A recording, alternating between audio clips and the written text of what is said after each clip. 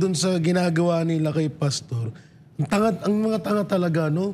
Ang dami nilang pwedeng gawing issue na ibato kay Pastor. Yun pa yung yung pag-vote buying pa.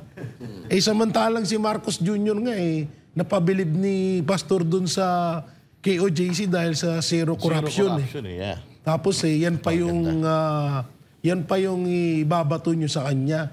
Yung mga ganyang... Tsaka ito sa lahat po ng mga kababayan natin, kung sakali man may mga tao, kasi kahit naman sino pwede gawin to Ako pwede kong gawin to.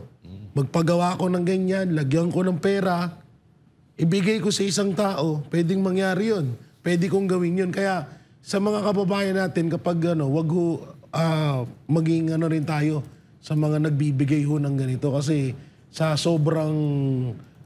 popular nga po ng ni Pastor at mga maraming kinakabahan, maraming natatakot na manalo si Pastor bilang senator sa darating na senatorial election.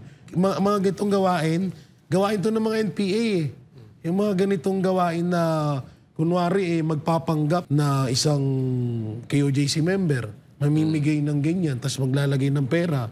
Madali na ngayon yan. Kung yung 150 nga sa Comelec, nababasura lang. Yan pa kaya, pwede nilang paglaanan ng pera yan. Yung mga vlogger nga na may mga sakit sa pag-iisip, binabayaran nila para lang para lang ikapanira kay Pastor Kaya nilang bayaran yun ng 50,000 to 100,000 per month, diba? Yan pa kayang ganyang gawain. So basic na yan sa mga sa mga gumagawa at sa mga anti-Duterte at anti-Pastor Apollo Siquiboloy. So sa susunod, naman, lumang tugtugin na rin yan Ibahin nyo naman. Tsaka ito na lang, hindi ba sampal sa inyo yon na mismong presidente nyo napabilib ng pastor namin?